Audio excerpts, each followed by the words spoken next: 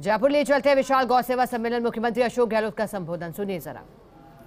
यहाँ उपस्थित तमाम साधु संतगण, हमारे कृषि मंत्री, हमारे साथी पशुपालन मंत्री भी हैं लालचंद कटारिया जी, गोपालन मंत्री प्रमोद भाई जी, चेयरमैन गौ सेवा संघ आयोग मेवाराम जैन साहब, हमारे 20 प्रोग्राम के उपाध्यक्ष व पूर्व मंत्री डॉक्टर चंद्रभान जी, डॉक्टर राघवाचार्य जी, वेदांति महाराज साहब रेवासा, हीरापुरी जी महाराज साहब डूंगरी कल्ला, श्री श्री 1008 महामंडलेश्वर लक्ष्मणदास जी महाराज साहब, पूज्य महंत दिनेश गिरी जी महाराज साहब अध्यक्ष राजस्थान गौ सेवा समिति, आदरणीय रघुनाथ जी पुरोहित राजपुरोहित और तमाम यहाँ पहुँचे हुए गौशालाओं के प्रबंधकगण, गौ सेवा करने वाले हमारे भक्तजन,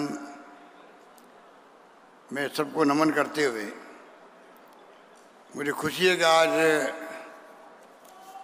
गौ सेवा सम्मेलन में आने का मुझे तीसरी बार सौभाग्य मिला है। पहले भी 2 बार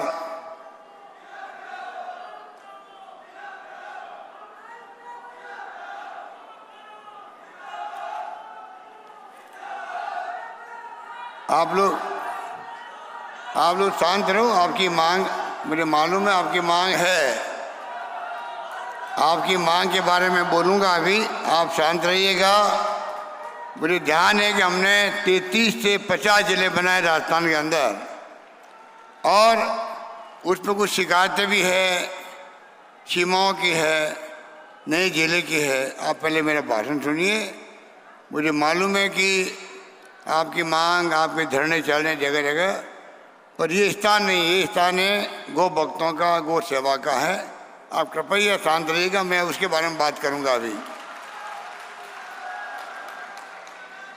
मुझे बहुत खुशी है कि आज एक बहुत ही गरिमामय माहौल के अंदर हमारे साधु संतगण बैठे हुए हैं,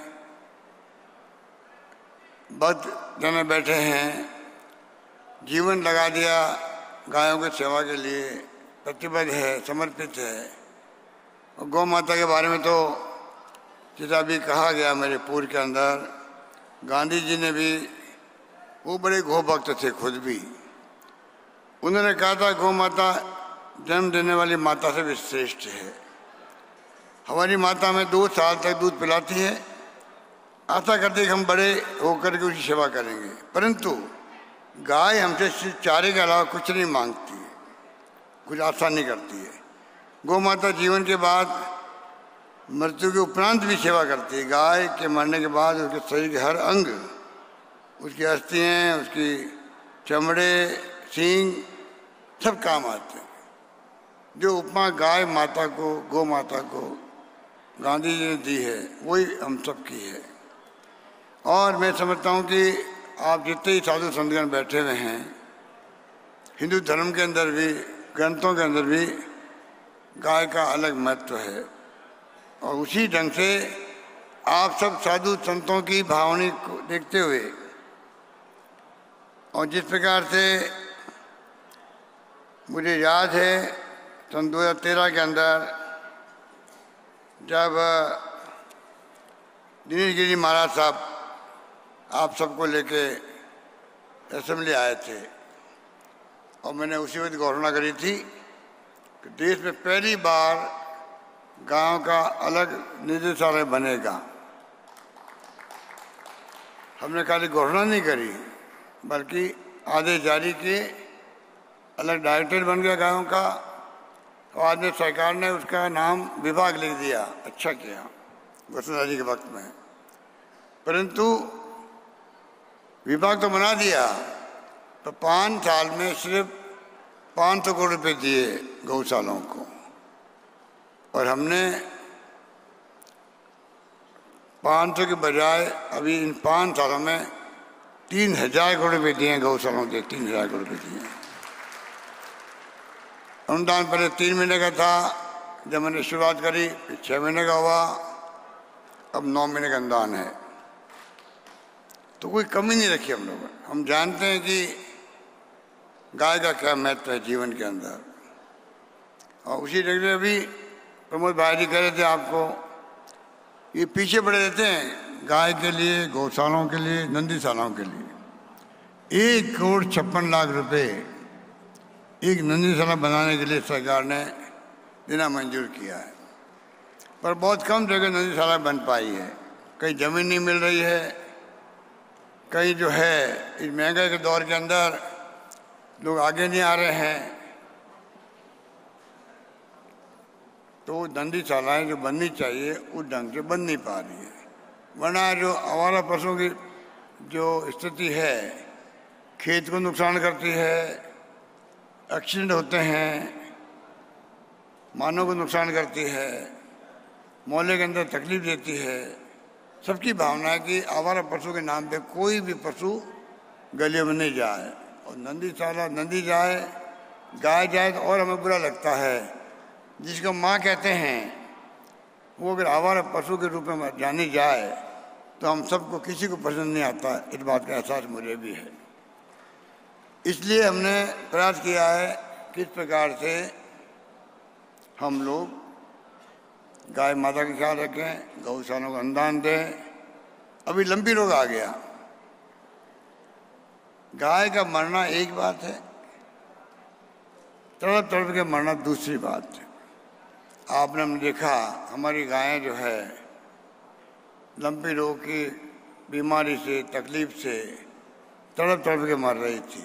कितना दुख होता होगा हम सबको कोई कल्पना नहीं कर सकता। हमने बगैर मांगे हुए मैंने मेरे बजट के अंदर घोषणा कर दी 40,000 रुपये प्रति गाय मरी पशुपालक को दिए जाएंगे। 40,000 घोषणा नहीं करी हमने, उन सबको डीबीटी कर दिया है, बैंक में पैसा ट्रांसफर कर दिया है। 40,000 क्या या मुझे याद नहीं कितने पशुपालक थे, सबको पैसा दे दिया गया।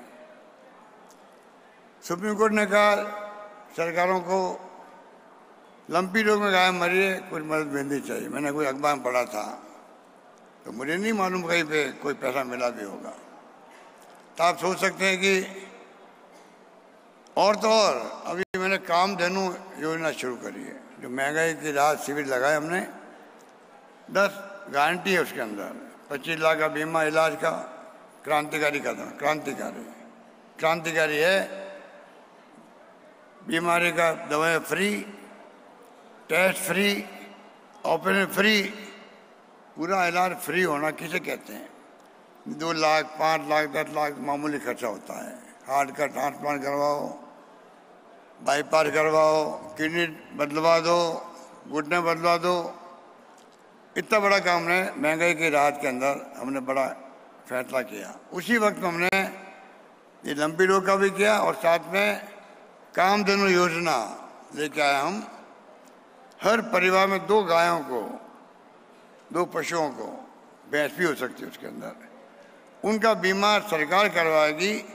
सरकार पैसा जमा करवाएगी उसका प्रीमियम का, पशुपालक को एक नया पैसा नहीं देना पड़ेगा। वो हमने शुरू कर दिया है, गारंटी मिल गई है। तो मैं कहना चाहूँगा कि आपके आशीर्वाद से, आप सबका आशीर्वाद, आपका स्नेह, आपने समस्याएं बताई, चारे की भी बताई। प्रत्येक पशु हमने बढ़ोतरी भी करी थी। कुछ आपने कहा कि मैं अनुदान जो है भी रुके पड़े हैं। मैंने यहीं से टेलीफोन से बात करवाई हमारे अधिकारी से, एशियस फाइनेंस से। तो मैंने कहा आप 72 घंटे के अंदर अंदर तमाम पेमेंट होना चाहिए, कोई गौशाला बाकी नहीं रहना चाहिए करने। वो कर दिया। आपकी मांग है कि नंदीशाला, नंदियों को, नंदी खुद निजी शालाएँ, तो नंदियों को भी अलाउ कर दो गौशाला के अंदर। जो गौशाला संचालक चाहेगा उसको हम लोग नंदियों को भी गौशाला में अनाउंस करने में घोषणा करता हूँ। नंदी भी आवारा पशु की श्रेणी में आती है। मैं समझता हूँ कि उनके लिए जो हमने अलग से नंदीशाला खोलने का फैसला कर लिया और 1,56,00,000 रुपये अगर दे रहे हैं एक नंदीशाला को, एक पंचायत के अंदर, ये फैसला प्रमोद भाई का है। इन्होंने करवाया मुझसे लड़के झगड़ के कि आप गायों के लिए, नंदीशालाओं के लिए प्रायोरिटी दीजिए। मुझे फाइनेंस डिपार्टमेंट समझाना पड़ा, पर हमने फैसला किया भाई। धीरे धीरे जब वक्त बदलेगा, समय बदलेगा, अभी गोचर भूमि का फैसला सुप्रीम कोर्ट का होता है और में गोचर भूमि में जमीनें मिलती नहीं हैं, नंदीशाला खुल नहीं सकती है, गौशाला नहीं खुल सकती है। इस बात का आप सबको मालूम है, इसलिए नंदीशालाएँ खुल नहीं रही। आपकी एक मांग थी जो गौशालाएँ बनी हुई है गोचर भूमि में, उनको नियमित किया जाए, क्योंकि सुप्रीम कोर्ट का फैसला है, सरकार चाहते हुए भी उसको अभी तक नियमित कर नहीं पा रही है। तो मैं आपको विश्वास दिलाना चाहूँगा, ये समस्या हमारे ध्यान में है और कोई तरीका निकालेंगे किस प्रकार से हम इस काम को नियमित करने में किस प्रकार से आगे बढ़ सकते हैं, जिससे सुप्रीम कोर्ट की भावना जो है उनका ध्यान रखते हुए फैसला करना पड़ेगा। तो हम लोग चाहेंगे, प्रमोद भाई को मैं कहना चाहूँगा, इसको आप एग्जामिन करवाएं जिससे वो सहूलियत भी आपको मिल सके। चारा का माफिया, आपने कहा चारा माफिया हो जाते हैं, ये समाज के लोग हैं। इनको सोचना चाहिए कि आप समाज के खुद के लोग हैं, समाज से आते हैं, कैसे आप चारे के भाव बढ़ा देते हो? क्या बीती थी गौशालाओं पर? आज महंगाई के ज़माने में चारा महंगा हो जाए तो आप सोच सकते हो गौशाला चलाना बड़ा मुश्किल होता है। आप लोग जो गौशाला चलाते हैं उनकी परेशानी, उनकी दिक्कतों को मैं महसूस करता हूँ। इसीलिए हमने प्रति पशु भी 40 रुपये बढ़ा दिए, ध्यान रखा गौशालाओं का, नॉर्म्स कम कर दिए। पहले 200 पशु होते थे, उनको मिलता था 2 साल, हमने 2 साल के स्थान पर पंजीयन के लिए 1 साल कर दिया। बड़ा फैसला था। 2 साल में 1 साल गौशाला चला ले कोई तो ही हम उनको पंजीयन कर लेते। 200 पशु धन होते थे, तब जाके उनको मान्यता मिलती थी। अब हमने 100 पशु कर दिए, तो 100 पशु पे और 1 साल के अंदर भी गौशाला खुल सकती है, इससे कि और गोभक्त आगे आए और अधिक से अधिक गौशाला खोले। इसके पीछे मंशा ये हमारी है। 5 रुपये हम देते हैं पशुपालकों को भी दूध के लिए, हिंदुस्तान में कहीं नहीं है। मैंने शुरू किया था 2 रुपये प्रति लीटर दूध का अनुदान देना। पिछली गवर्नमेंट जब थी, मैं दूसरी बार मुख्यमंत्री तब की बात है, गवर्नमेंट बदली और 2 रुपये अनुदान बंद कर दिया गया। हमारी गवर्नमेंट आपके आशीर्वाद वापस बनी, हमने पुनः 2 रुपये प्रति लीटर शुरू किए। बाद में हमने उसको 2 से बढ़ा के 5 रुपये कर दी। इसलिए पशुपालक जो है महंगाई के दौर में वो भी तकलीफ आता है। चारा महंगा है, देखभाल करना बहुत बड़ा काम है गाय का। गाय को पालना कोई आसान काम नहीं है। आज आपको यहाँ खुशी होगी हमारे इन फैसलों से। आपको मालूम है कि दूसरी बार मैंने मनुष्यों के लिए जो दवाएं फ्री करी थी 2012-13 के अंदर, टेस्ट फ्री किए थे, तो मनुष्यों के साथ में गायों का भी मैंने किया था उस वक्त। आप याद करो 2012-13 के अंदर गायों का भी दवाएं फ्री और टेस्ट फ्री हुए थे, इलाज फ्री कर दिया था उस जमाने के अंदर भी। तो मैं कहना चाहूँगा आपको, इस प्रकार से जब हम लोगों ने फैसले करना शुरू किए तो 5 रुपये करने का फायदा ये हुआ है, पहले यूपी था नंबर 1 देश के अंदर दूध के उत्पादन के अंदर, आज राजस्थान देश में नंबर 1 बन गया दूध के उत्पादन के अंदर। ये मैं कहना चाहता हूँ। इस प्रकार से हमारे फैसलों की गूंज जो है वो पूरे देश के अंदर सुनाई देती है। अभी तो वक्त नहीं है, ना ये ओकेजन है कि मैं कोई लंबी छोटी बातें आपके सामने रखूं। खाली यही है कि वो शुभ काम करने जाते हैं तो साधु संतों का आशीर्वाद लेना बहुत जरूरी होता है। अब कल परसों हमें आपके आशीर्वाद सरकार बनी थी तो 5 साल हो गए उसको सरकार बनाए हुए। 5 साल की पीरियड होता है, वो अब दिसंबर में ख़त्म हो जाएगा। चुनाव आयोग ने घोषणा कर दी है चुनाव करवाने की। 1-2 दिन के अंदर कोड ऑफ कंडक्ट लागू हो जाएगा, आचार संहिता लागू हो जाएगी। उसके बाद में हम लोग सरकारी कोई काम नहीं कर सकते। तो मेरे लिए तो मौका ऐसा था कि शुभ काम करने के पहले साधु संतों का आशीर्वाद मिल जाए। मुझे खुशी है कि आप सब एक साथ पधारे होती बड़ी संख्या के अंदर। दत्त सदानंद जी महाराज साहब खुद आए हैं, वो जाते नहीं है कि प्रोग्राम के अंदर, स्टेज पे भी नहीं आते हैं, पर आप सबकी भावना देखते हुए आए हैं। तो मैं समझता हूँ मुझे तो सबका आशीर्वाद मिल गया है। हम मजबूती के साथ में मैदान में उतरेंगे और मुझे लगता है इस बार जो हमारी योजनाएं हैं, हमारा सुशासन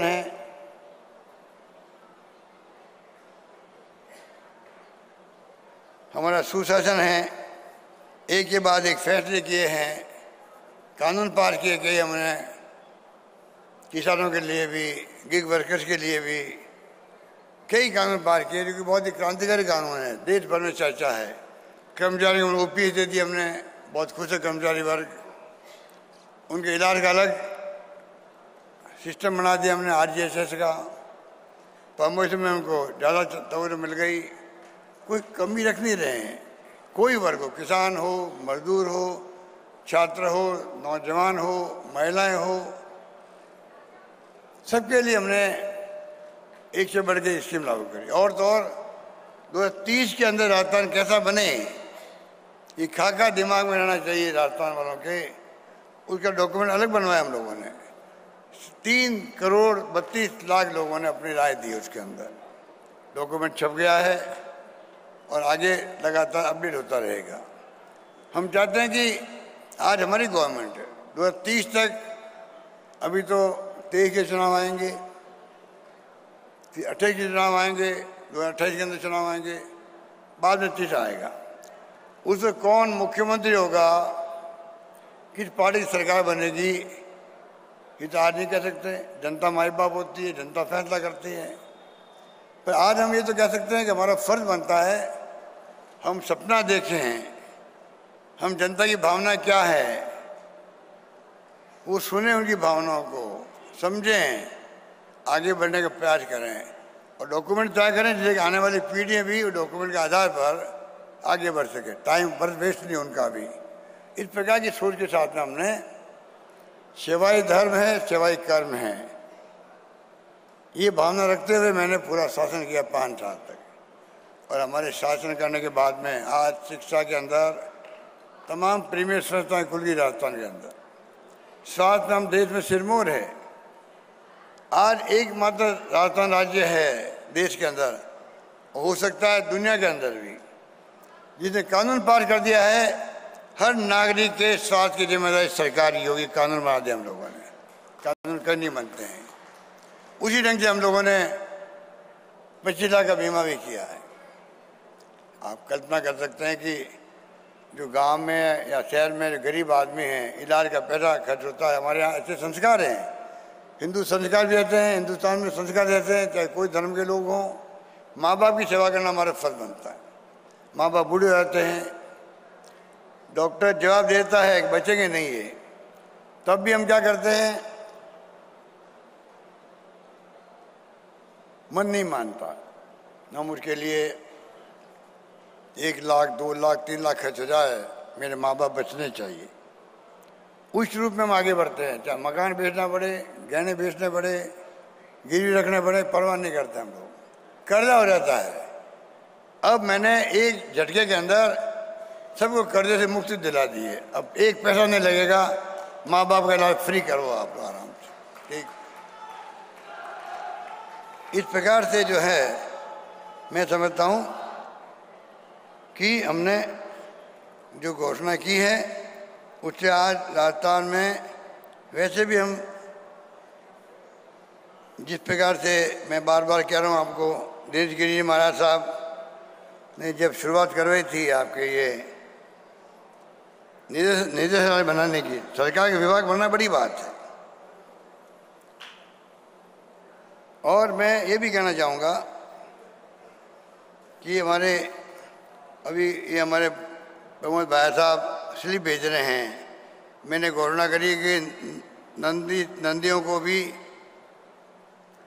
गौशाला में रखा जाएगा। उससे वो संतुष्ट नहीं है, वो खुद भी संतुष्ट नहीं है, क्योंकि संत दिनेश गिरि जी महाराज साहब ने कहा खाली आप घोषणा नहीं करोगे, लागू भी करोगे। तो मैं कहना चाहूँगा, फिर कहना चाहूँगा कि इन नंदीशालाओं को रखा जाएगा। सरकार तो अभी चुनाव तो आने दो, कल के बाद हम काम ही नहीं कर पाएंगे। तो मैं तो यही कह सकता हूँ भाई, हम गारंटी देते हैं हमारी सरकार आएगी तो नंदियों को भी गौशाला में रखा जाएगा, 12 महीने का अनुदान दिया जाएगा।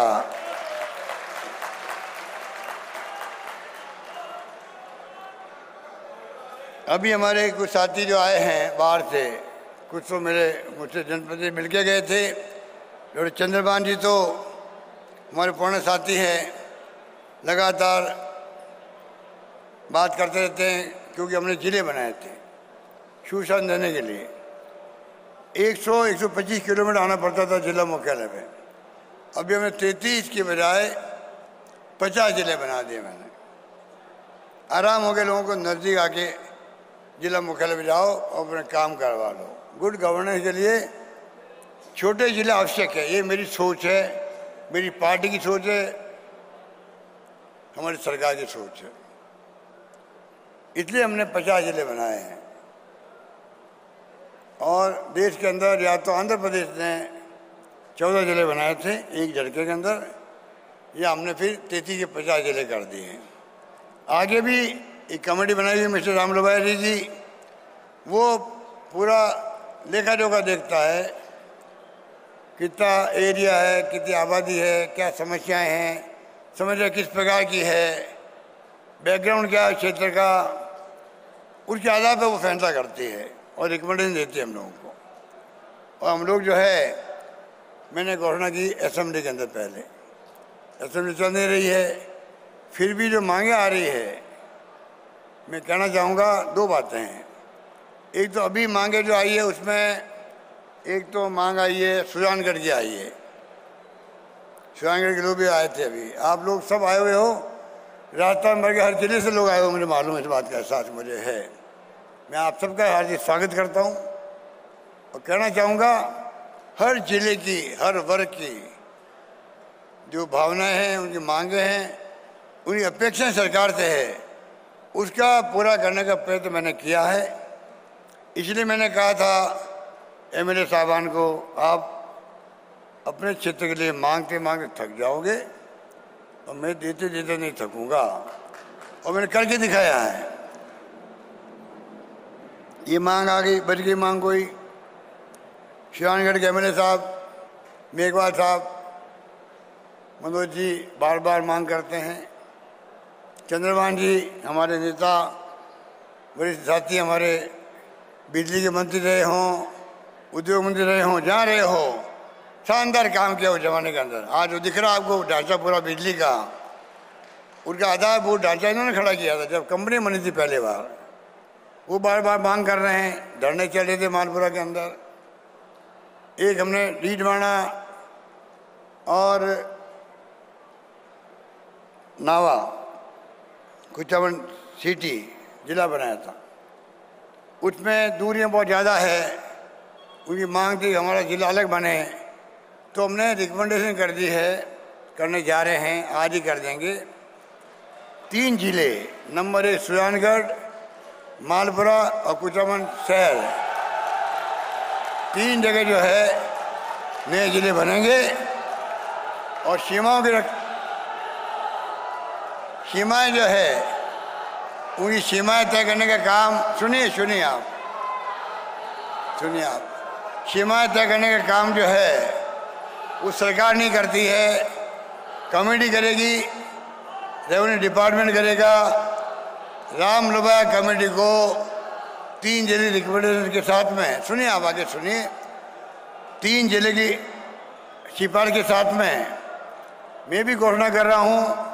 बाकी जो एरिया है जहाँ से मांग उठ रही है, कई धरने भी हो रहे हैं, मैं चाहूँगा धरने से समाप्त करो। जो आपकी वारी मांगे हैं कमेटी के साथ जाके रखो उनके सामने, वो परीक्षण कर लेंगे और जरूरत होगी तो मैं उम्मीद करता हूँ कि हमारी नीति व नीयत साफ है। हमने कहा है वो किया है, जो वादे हमने किए थे घोषणा पत्र में। जब राहुल गांधी जी आए थे पिछली बार, उन्हें कर्जा माफ़ करो किसानों का, 7 दिन के अंदर सरकार बनते ही हमने बहुत से घंटे में कर्जे माफ़ कर दिए। 22 लाख किसानों के 14 करोड़ कर्जे माफ़ कर दिए। इसलिए जो काम हमने किया 5 साल तक, अभी मैं कह रहा हूँ आपको, हमने कहा जिले बनाए, हमने 3 जिले घोषणा में आज कर रहा हूँ, और भी जिले बनने की बात होगी। अगर सीमाएं बदलने की बात होगी, पूरे राजस्थान का खाका जो है इस प्रकार का बने सब जिलों का। आप सोचिएगा, राजस्थान एकमात्र राज्य है देश के अंदर हर जिले में एक मेडिकल कॉलेज खोल दिए हम लोगों ने। केंद्र ने नहीं दिया हम लोगों को 3 जिलों का, प्रतापगढ़ का, राजसमंद का, जालोर का। स्टेट गवर्नमेंट अपने फंड से 3 और मेडिकल कॉलेज हमने घोषणा कर दी थी। जो सोच हमारी ये हो, हमारी सोच बड़ी क्रांतिकारी सोच है, सकारात्मक सोच है। हम पिछली गवर्नमेंट के कामों को बंद नहीं करते हैं। ERCB को हमने बंद नहीं किया है। बीजेपी की सरकार आती है, हमारे कामों को बंद कर देती, रिफाइनरी बंद कर दी, जयपुर की मेट्रो बंद कर दी, और तो और साधु संतगण बैठे हैं। कहना चाहूँगा मैं आपको, बद्रीनाथ केदारनाथ में तूफान आ गया था, लोग बह गए थे, सैकड़ों लोग, उनके बच्चे अनाथ हो गए थे। मैंने नौकरी देने का तय किया सबको, नौकरी लग गई। मुझे कहते दुख है, सरकार बदल गई, स्कीम बंद कर दी, नौकरियां लगी तो नौकरियां निकाल दिया गया। आप सोच सकते हो इतना बड़ा फर्क है हमारी सोच के अंदर, हमारे विपक्षी पार्टी सोच के अंदर। इसलिए मैं कहना लंबी बात नहीं करना चाहूँगा। जो मैंने 3 जिले की बात करी है, साथ में जो और समस्याएं हैं जिलों में, सीमाओं की समस्या हैं, इसी बहाने मैं कहना चाहूँगा, क्योंकि कोड ऑफ कंडक्ट लागू होने के बाद हम कुछ नहीं कर सकते। अब सीमा ज्ञान होगा इन जिलों का, कौन सा एरिया रहे, कौन सा एरिया बाहर निकले, बाद में जिले बन जाएंगे। और जो मांग उठेगी हमारे सामने, बाकायदा कमेटी के सामने रखेंगे, प्रयास करेंगे कि जितनी ज़्यादा जिलों की समस्या है, दूरी की है, एफिनिटी की है, कोई सुझाव देंगे। हम सुझावों पर विचार करके चाहेंगे राजस्थान में गवर्नेंस इतनी शानदार हो, राजस्थान देश में एक मॉडल बने, राजस्थान देश में नंबर 1 बने, ये सपना हमारा होना चाहिए। तमाम वो संस्थाएं आ चुकी राजस्थान में, कोई जब हम तरसते थे, IIT, IIM, एम्स दिल्ली वाला जोधपुर में खुल गया। 6 विश्वविद्यालय थे मेरे वक्त में, जब मैं पहली बार बना, 25 साल पहले बना मुख्यमंत्री में, आप सबके आशीर्वाद से। तब सिर्फ 6 विश्वविद्यालय थे। आज राजस्थान में लगभग 100 विश्वविद्यालय राजस्थान के अंदर है। आप सोच सकते हैं, मेडिकल के, कृषि के, पशुपालन के, सब तरह के विश्वविद्यालय राजस्थान के अंदर है। संस्कृत का भी है मेरे वक्त में, मतलब संस्कृत विश्वविद्यालय, आयुर्वेद यूनिवर्सिटी। आपको खुशी होगी, आज़ादी के पहले एक जामनगर में था, आज़ादी के पहले गुजरात के अंदर आयुर्वेद का विश्वविद्यालय। आज़ादी के बाद पहला विश्वविद्यालय आयुर्वेद का मैंने बनाया जोधपुर के अंदर, शानदार कैंपस बन गया जोधपुर के अंदर। जयपुर में संस्कृत यूनिवर्सिटी हमारे वक्त बनी है। वेद विश्वविद्यालय, वेद की पढ़ाई हैं, वेद पीठ बांसवाड़ा के अंदर, निमाड़ा के अंदर हमारे वक्त बनी है। तो चाहे संस्कृत हो, चाहे वेद का ज्ञान हो, हम कोई कमी रखते नहीं हैं। तो मैं आपको इस मौके पर आप सबका मैं शुक्रिया अदा करूंगा। साधु संत त्यागी और कर दी भाई, कर दी मैंने भी। वो समझ नहीं पाए वो लोग स्पष्ट कह देंगे गौशालाओं के क्या गौशाला के नंदियों को भी 12 महीने अनुदान दिया जाएगा। कह दिया ना, नहीं दिया, बोल दिया मैं। एक बार और एक बार और बोलो, बताइए आप।